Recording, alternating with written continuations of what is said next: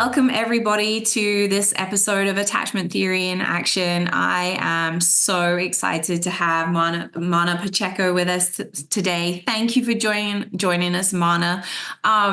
You have got a wonderful story, and you are really living an experience that I think many of us do not have a good understanding about. And so I really welcome our conversation today and this opportunity to really learn from you and your family. Marna, why don't you go ahead and just tell us just a few details about you, and then maybe share with us, how did you first become aware about attachment and attachment theory? Well, thanks so much for having me. It's so good to see you again. I know we haven't been able to see each other in person for a while, but it's so great to see you and great to be here. My name is Marna, and I'm a mom, and I'm a caregiver, and I am also ADHD. So I'm an out-of-box thinker, I'm creative, and I like to solve problems. And when we adopted our daughter, when she was just about 2.5 years of age, I was excited about becoming, a second-time mom. I have a biological daughter, my husband and I, and then we wanted to adopt, like 14 kids, whatever, have a big family through adoption. We weren't able to have any more biological children. And so really we were just in the excitement of expanding our family and being able to provide a home for someone who did not have a home, right? And I do come from a lot of childhood trauma myself, very, very, very dysfunctional family. And so I wanted to provide a home for another child or children that I had always dreamed of being able to be in a part of as my own, being a child myself. And so really the drive to welcome more children, to have a loving environment, if you will, and to raise children. But we soon realized that there were going to be a lot of surprises when we adopted our Millie. We sometimes say Miss Millie or Millie. And that really drove me into trying to understand what I was seeing from a behavioral standpoint.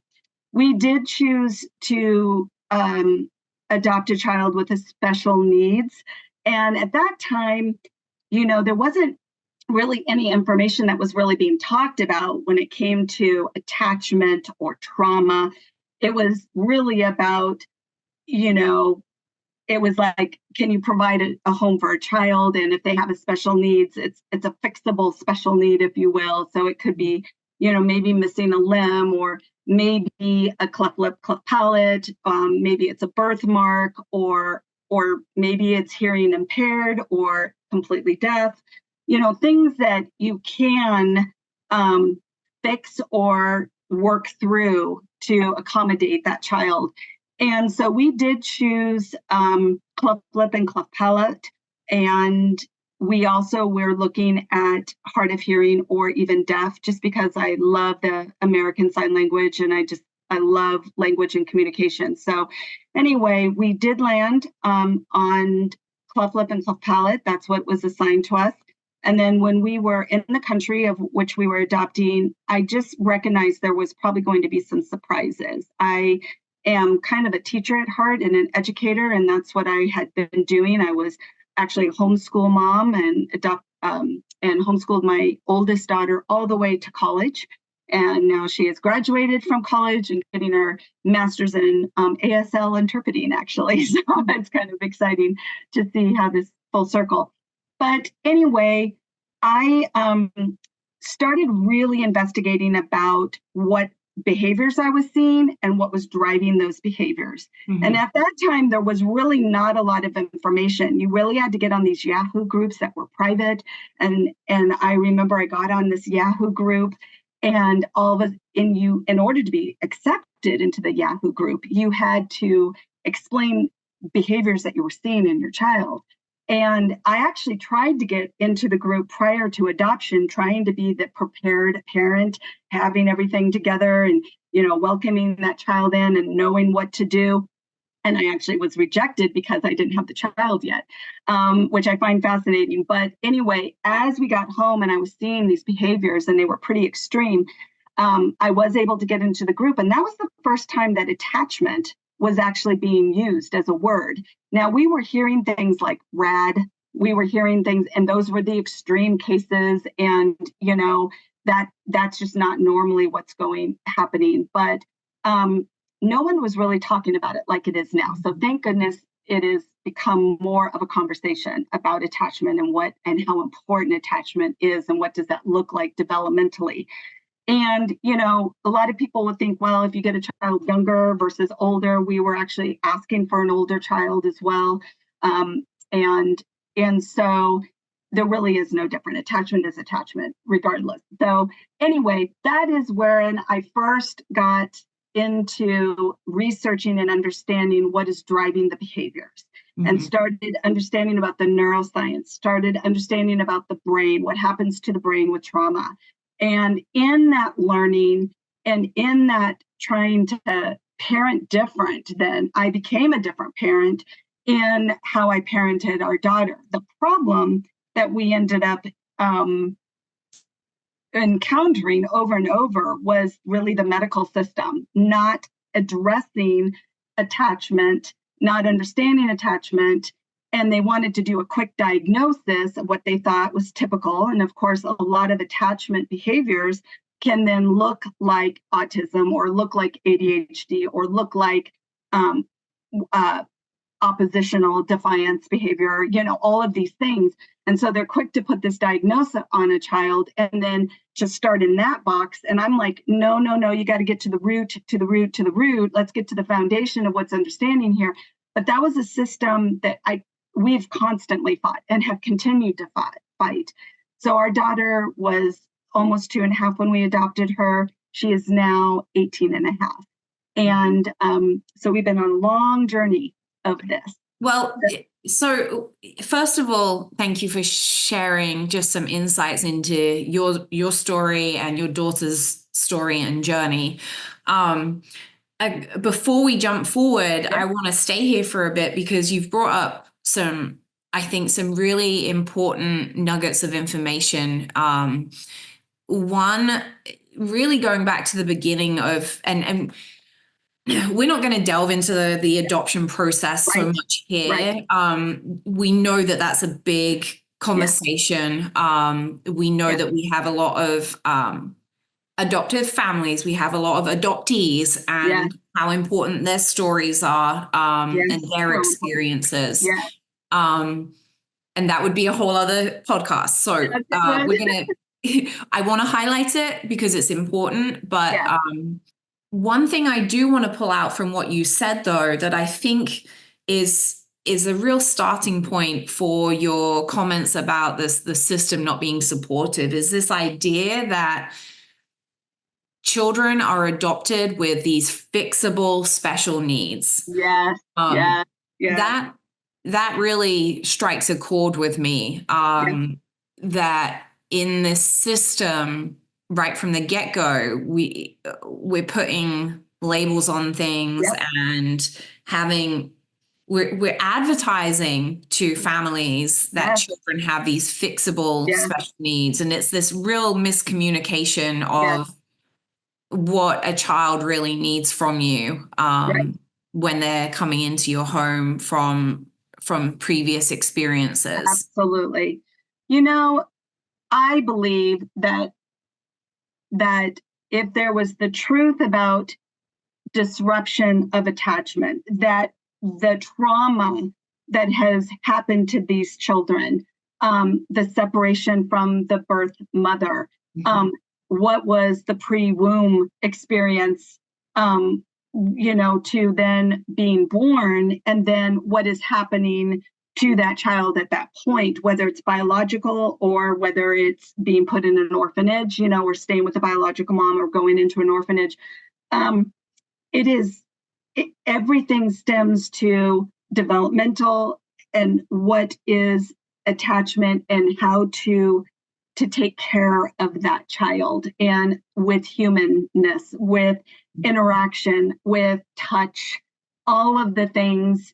And a lot of children from trauma, and I know we discussed this off camera and we're going to bring it back up about the 4 S's, which are safe, seen, soothed, and secure.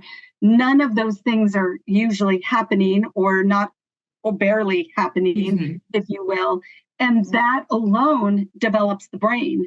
That alone is what's developing. Am I going to survive and lean only on my own vices to be able to get through life?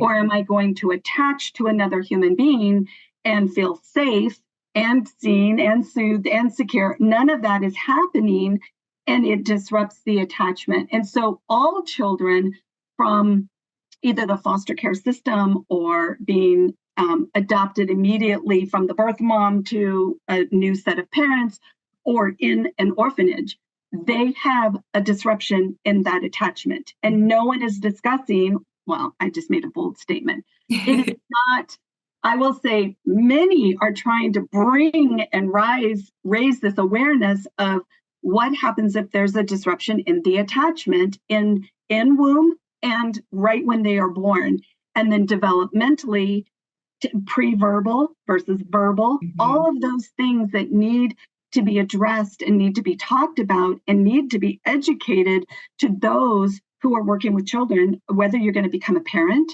whether you're going to work in the field as a professional. Attachment is the foundation to everything.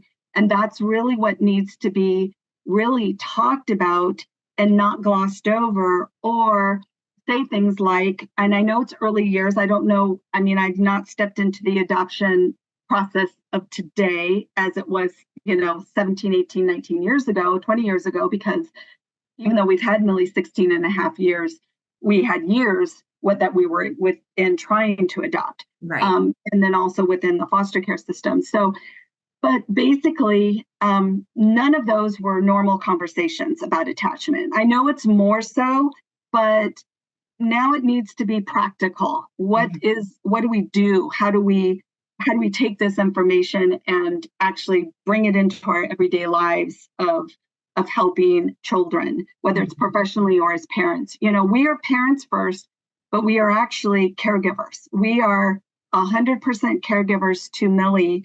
And we did take 100% guardianship of her because of her intellectual disability is very low. But so we don't get the helps as caregivers. So there's a caregiver conversation, and then there's also an attachment conversation. And then really one of the things that I know we've talked about is Millie was adopted, and Millie does have attachment issues because of all of that. But then she is special needs. And so we have special needs and attachment.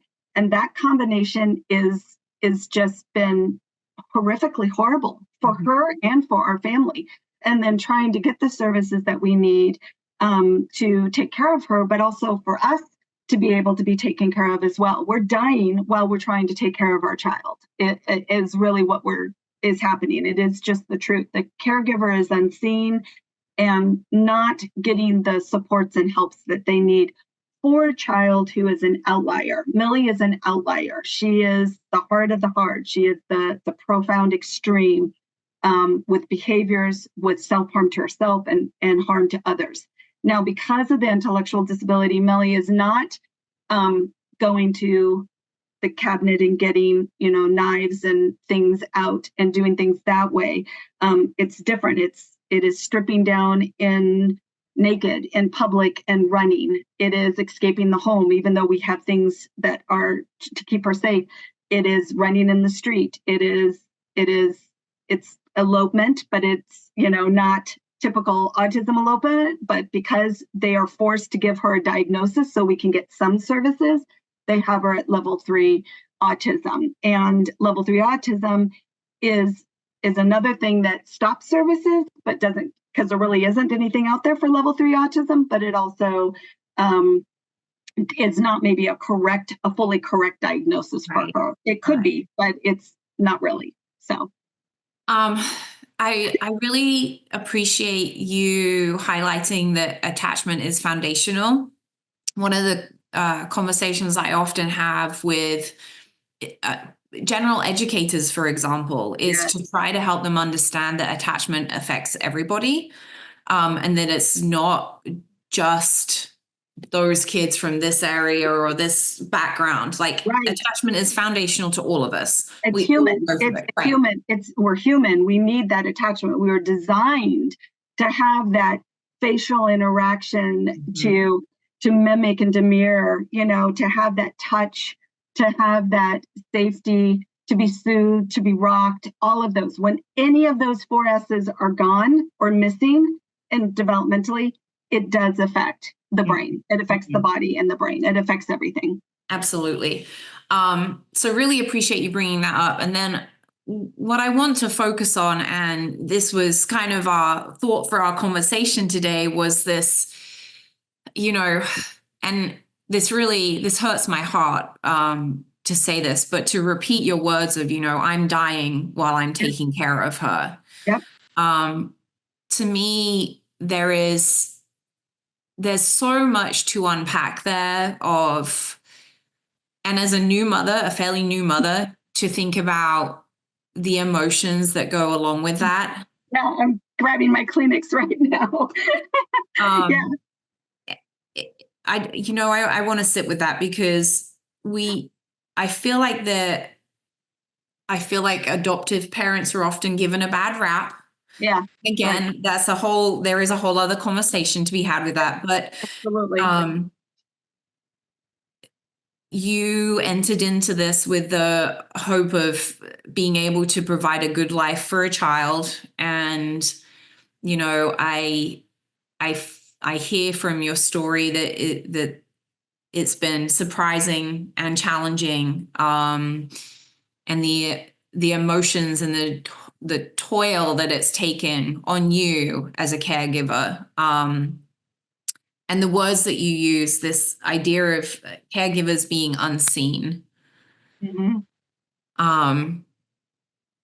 Maybe tell me a little bit more about that if you feel ready to. Right.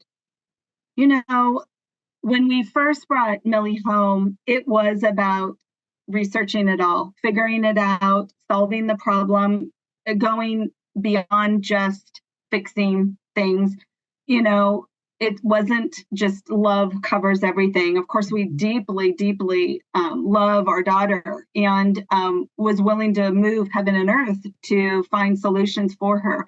And a lot of that comes from my own background of trauma, and then wanting so desperately to make sure that I was doing things correct with her. But she was smaller, she was younger. It was, and I did a lot of out-of-box therapies, a lot of intensive things. I was not the typical, I was a little bit different, where when I took her to therapies, saw what they were doing, I'd go home and do all those therapies with her. So I was her regulating tool. I was the tool that was her number one regulation piece. But the intensity of that had to constantly be there took its toll for the first 6 years of her being home. And she was smaller, so it was a little bit easier to kind of redirect that, if you will. But as she got older and I got older and I got more worn out, then we needed to expand that team Millie, if you will. And so we started doing some more therapies, more things that put her more away from me than it was with me being the full-time regulator, if you will. And what I learned is that in those therapeutic concepts, attachment wasn't even being addressed in that. It was going with a diagnosis, and this is what we do, and this is how we do it. And for a child with an attachment issues and disruptions like that, my Millie will outlast, outsurvive, outlive everyone. And what will look manipulative, what will look stubborn, what would look defiant, what would look XYZ, and all these bad things. And it really is just survival. That's really what it comes down to. And that survival element, what we call, puts her brain on fire, her entire nervous system. I mean, everything is on fire. And so she has no other option but to respond behaviorally. and the behaviors don't fit in society. Well, the older you get, the less cute those behaviors are. And so you get a lot of judgment, you get a lot of stares, you get a lot of people saying, do this, do this, do this, do this, and try this. And, you're desperate. By this time, you don't get any sleep.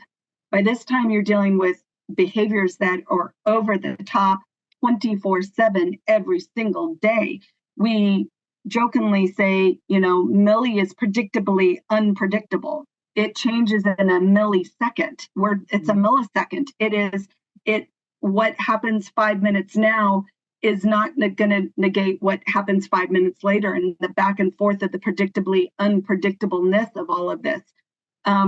It is just constantly a guessing game. So she continued to get older, continued to get into more society, like school, all of those things. And no one knew how to handle the behaviors at all. And they were doing traditional methods with handling these behaviors, which only made the behaviors even more. So at that point, even though we got a break maybe a little bit during the day, we're working parents. And then now, one of us always had to be home, by the way. We both could not be working. But when she was getting, or in school, there was a break, so both of us could work at that time. The problem was we were getting called every single day and then suspended. Now, I'm not quite sure how a special needs child who is diagnosed with multiple special needs and intellectual disabilities and so forth can be suspended to eventually be expelled.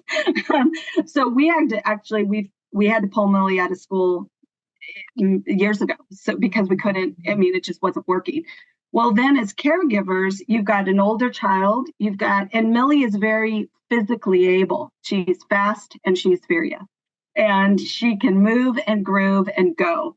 And so now we're older, she's older, we're declining in health because we're not getting any sleep whatsoever. She's not getting any sleep. And then the behaviors continue to rise. So the behaviors that we are dealing with are so huge, and we're just whack-a-moling, trying to figure out how to talk to our doctors to see what can we try, what can we do, and we're just not getting any answers. The intensity of it is huge now. And then, as I was saying, it's been a process.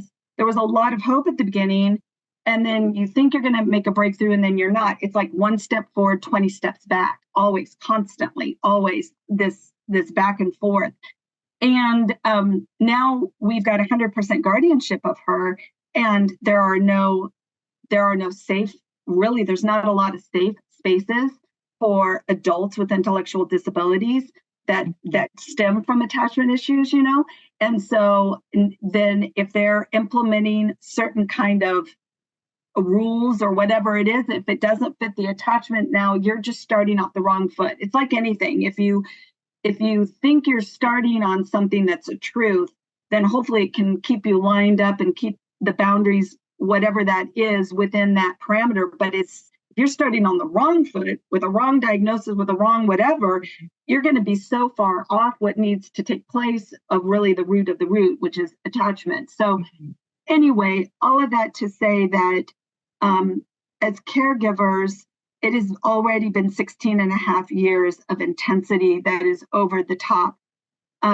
If people understood what it would look like to walk into the door of our home, when it comes to the destruction of our home, and also the way we have to set up our home to keep her safe, the fact that she does have to sleep in our room because of the way our health situation is. And, because you're caregivers, you can't just find a new job anywhere and get the ideal house that you want. You've got to work with what you have. And then also just the day in and day out of hypervigilance of keeping a child of that severe behaviors safe to herself and to us. So we have to have multiple sets of eyes on our daughter. And she constantly is fast and furious, think ping pong all the time. But when you're trying to get medical care or to get help, it's like throwing darts, at the wall, hoping it's going to land somewhere. So we're just living in this constant hamster wheel of no answers, but desperately needing help, for her, for us. There is no respite care, not really. I mean, you've got to hire someone that can work with a child with these kind of needs is super hard.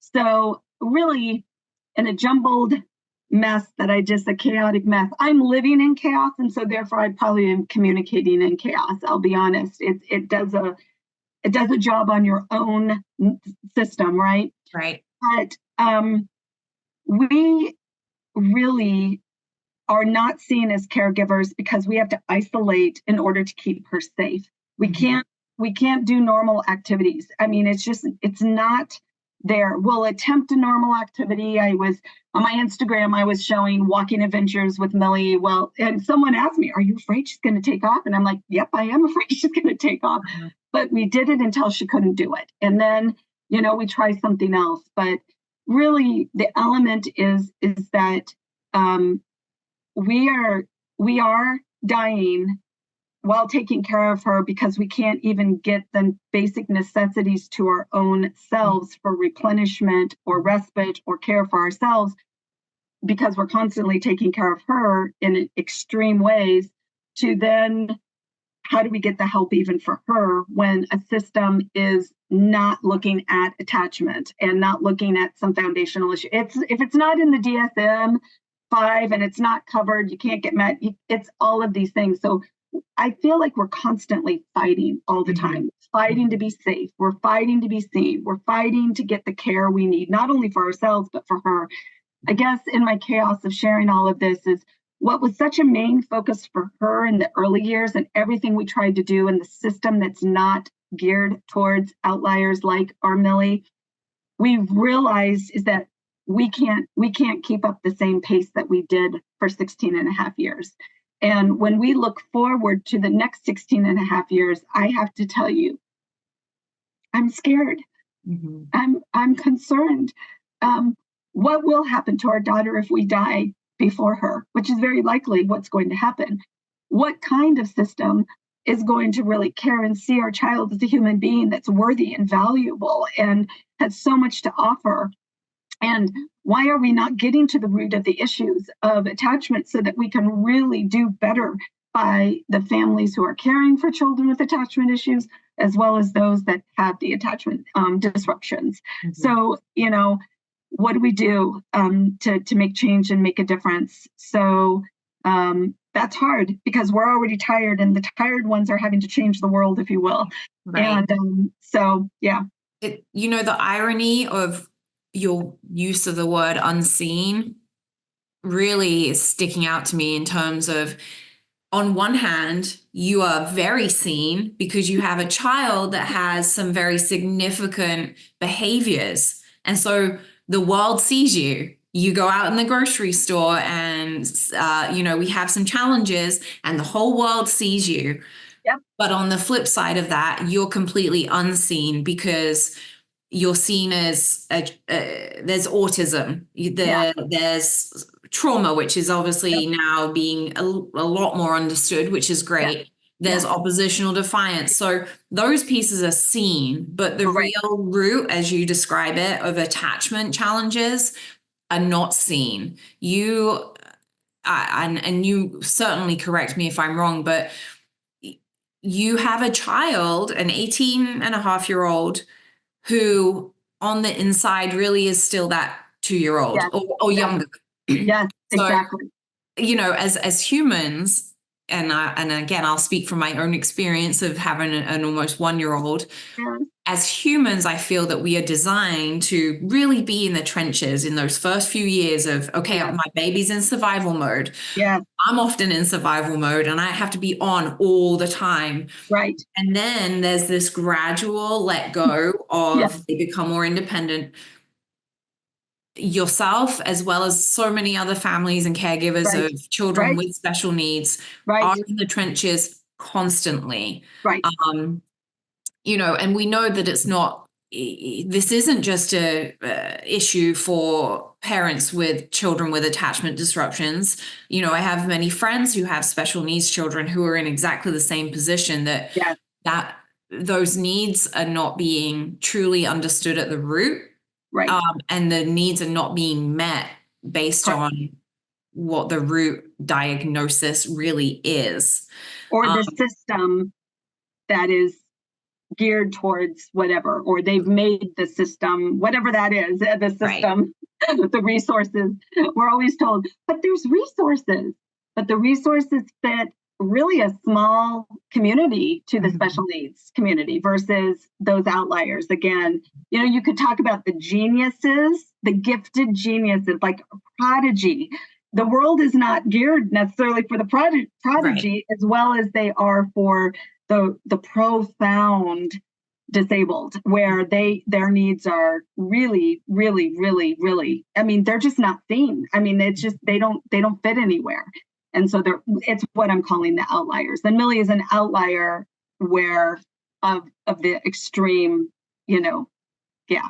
So yeah. Well, and then so something else stood out to me as you were talking about really your experience as the caregiver, and how you're in this world of chaos. And it made me think about those 4 S's. Yeah. Because you as the adult and the caregiver do not feel safe, do not feel secure, do not feel soothed, and do not feel seen. And so we've got this whole parallel process happening. And I think us as professionals in the field, I think we're moving towards it, but there is still so much work to be done about understanding the caregiver and meeting them where they are at. You know, at Chaddock, we talk about the client is the relationship, is the family. It's not just the child. Right. It can't be just the child. No, that attachment foundation. Right.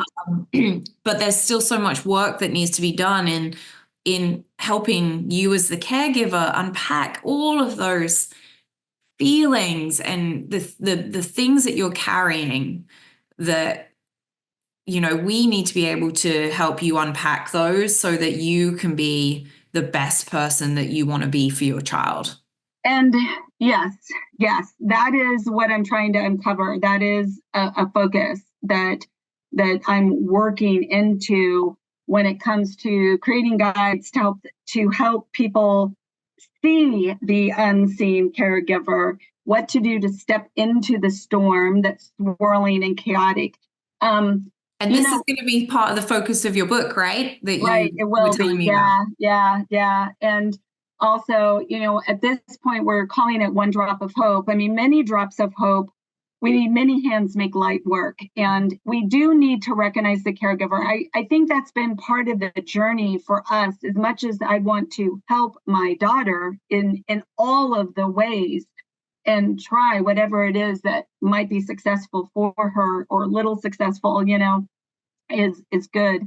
But that transition for us is, as we've poured everything into a broken system, everything into her, also, there's been nothing for us. And it's got to be expanded. You're right. We have better awareness of attachment disruptions. We have better awareness of what trauma does to the brain. We have better understanding of the neuroscience of our bodies. We understand, you know, the polyvagal theory and that all of these elements. We're understanding so much more. However, the caregivers who are still in the trenches, or those that are on the field protecting their countries, or whatever it is that's going on, we are constantly in a minefield, and we are constantly wondering which mind. It's not, will we step on a mind? It will be, how many mines are we going to be stepping on that are going to blow up in our face? Mm-hmm. And it is just the constant going. There is no break. There is no break. And when you've got an outlier and an extreme, then hiring someone that could come in and to help, potentially, they need to be trained. Mm-hmm. So now we've got to talk about a system that, how do we train professional caregivers So, for example, we've got amazing nurses and doctors, and they're respected in their field, and they've got years of training and all of that. What about professional caregivers who are trained in taking care of the most vulnerable? And it is not fun having to care bodily for messies. And I'll say messies, we have the 3 P's: poop, pee, and periods. And we have to take care of that all day, every day. Now, bodily fluids, you can't make another human being eat. Really, you can't. And you can't stop them from eliminating what they may eat also. So you're dealing with, so you have those kind of things. Well, then what if you have medically fragile, where you have to do tubes or whatever it is? So there's got to be training for that professional caregiver, and they need to be paid and respected for what they do and how they do it. But people don't want to take care of ickies and messies and gross. Isn't it amazing when you have your own child, you can touch their goobers all day long, but somebody else's child goobers. Well, now you're dealing with an adult who has a lot of goobers. And those goobers don't fit society-wise, that are public to everyone. So, well, I like what you said there, because it is the physical, biological messes. Yes, but it's also more that this mess doesn't fit into society, and that's what people, it's like out of sight, out of mind. Right. Well, and one thing that you said was that, we used to be able to do some grocery shopping or go out into society. But when you have an 18-year-old stripping down naked and jumping, that does not fit society. It's not the normal, unless you're on a nude beach, that is accepted, and it's not accepted here in America. So, and now what if you've got physical behaviors of grabbing all the cans off of the shelf and chucking them and potentially hurting somebody else, and then not only to the self-harming of themselves. There are so many behaviors that are so extreme, that are so unhealthy for her, that could cause, diseases because she's on the floor and or putting something in her mouth, or, rubbing her face in her, everything in it. It's unhealthy. It's unhealthy for everything. So our isolation has gotten more and more and more and more. If it's not my husband doing it, I'm doing it. It's not a we, really. It is a we in our separation.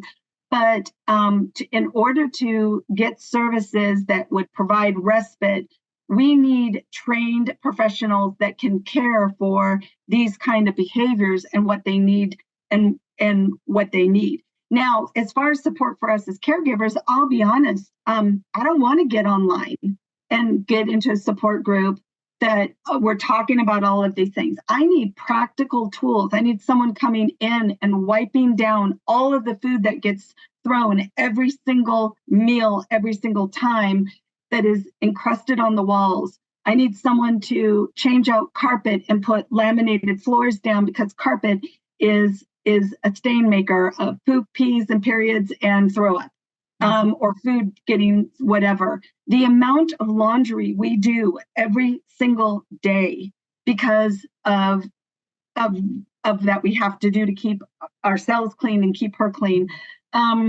is astronomical. The fact that we've got holes in our walls because furniture gets flipped. I will give an example. We had extreme behaviors, so we called 911. Now, this is not the first time we've called 911. Our small town knows us, and we've got an incredible police force that knows us. I mean, they find Millie all the time. And again, we do all the things that we can possibly do. So I don't want to get any kickback that says, well, you're not, keeping your child safe. Oh my goodness, we are trying everything within our power to keep our child safe. And so anyway, we call 911, and the ambulance comes, and they couldn't get her. They couldn't keep her safe she was so fast and so furious. And it took 40 minutes before they got permission to give her a shot to knock her out. and which worked within 5 minutes. And they gave her a shot and it worked. And we were able to get her to the ambulance. We were able to go to the hospital and the ER. And so here's the scenario we deal with the parents. Well, okay. So we can't do anything. What medication can we give her to knock her out? And then we'll release you. That's it. We've tried to call every place that would accept. Well, because she has an autism 3 level diagnosis, typical units or mental units that help with this, they are used to, and I'm so not being articulate, but they're so used to dealing with people who can cognitively respond. Do they have suicide issues? Are they what are they talking about? Or what are they doing? And they're trying to help them in that. But our daughter isn't that. And so we get told, well, we're not equipped to handle those behaviors.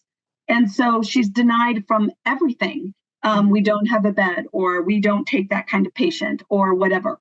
The other thing we did was we ended up going directly with the police, being escorted to, because of her behaviors, we have her in our own car, and we took her to the facility. They had no beds. They tried calling everything within the state of our state is Indiana, and everything was denied. And then the police officer said, well, let's go to the ER because there'll be a place that they'll have to take her. This is her behaviors are going beyond and beyond. I can't remember what the acronym was because my brain cells have all been fried right?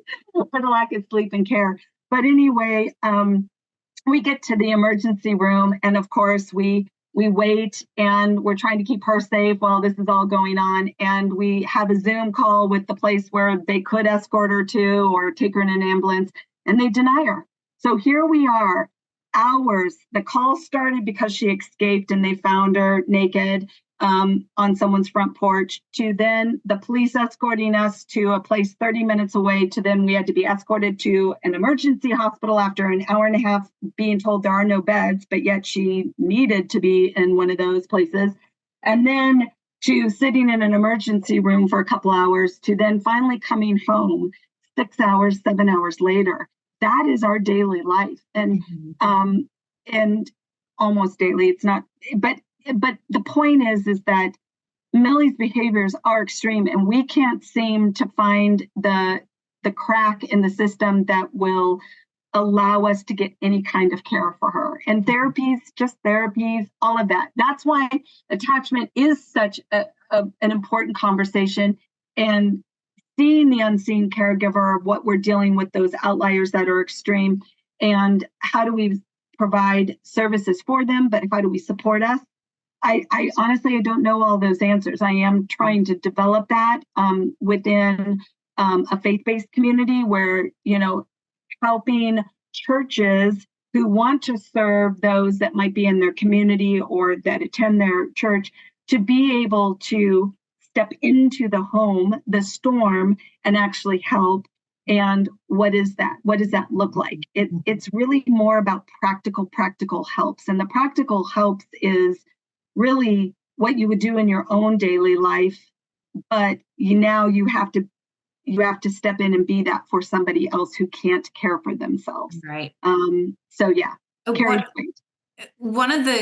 So we had talked about some questions before we got on, and we're about ready to wrap up our time, but I know that I had posed you the question about what do you wish the rest of the world knew about attachment, and kind of from what you have just described to me feels like that, yes, the practical strategies and the practical help is what's vital, but in order to know and understand why you need that practical help, you have to know about the roots of attachment and where this behavior is coming from. That again, we're trying to support a child, a very young infant who is in a very large body now. Because those behaviors are what we see in our infants and toddlers. Absolutely. And that is not to speak down to Millie. No. That is to recognize that her brain is really stuck in those phases of development. And if we aren't recognizing that, if we aren't understanding attachment from that perspective, then we're truly doing her a disservice. Right. I heard you say, I don't want to get any kind of backlash from, well, you're not keeping your child safe. You are truly doing everything you can to keep her safe. We are. In a system that is mostly unsupportive due to the lack of understanding about what attachment and attachment needs are. Well said, and that really is it. I want as much care for the child and or the adult child that has those needs and those disruptions in attachment, but I also want that care to be extended to the families who are caring for those individuals, to be seen, to be safe, to be soothed and secure. And the systems are not that way. I know it's a broken record when we say it's a broken system, but it is. And so we need to make changes, and we need to figure out what that is. And honestly, those changes cost money. That's the sad part about all of it, is it's monies. I'm actually asking people to peel back the onion. It's just like attachment and developmental attachment. You peel back why these behaviors as an adult you see, where did they come from? What happened to you, right? Mm-hmm. And you peel back and you get that. Well, also now we need to peel back the onion for the caregivers who have been in the trenches taking care of those hard, messy, beautiful, miraculous humans. That what do we need now, and what can we do to continue to care for the individuals that have this disruption in attachment, because their life is valuable. Mm-hmm. Their life is worthy. They have so much to contribute to society, even if it's nonverbal. I don't even care. Of all of those things, they have value. They value. They're a beautiful, precious human being made in the sight of God. And so I just want the caregivers to be recognized. I also want the individual child to be recognized for the worthiness and the value that they bring to the table. And we need to care. But there's so many hurting people, so many broken systems, so many elements that are happening. And it's hard to raise your hand and say, I'm one of them and I need help. But so now what do we do to try to bring those supports and bring that awareness to society that the caregivers are slowly dying while they're trying to care for the most vulnerable? Mm-hmm. So, Marna, thank you so much for this conversation. I hope that it has opened some room for questions for our listeners, that it's got them wondering, right, and got them thinking beyond the sometimes narrow vision of what a caregiver is in a relationship with a child that they have adopted or with special needs. Mm-hmm. I really appreciate you just being vulnerable about this conversation, and allowing us the opportunity to hear your story. And thank you. Thank you for having me. Thank you for being open to hearing the hard, messy, but also in valuing the most vulnerable. So thank you.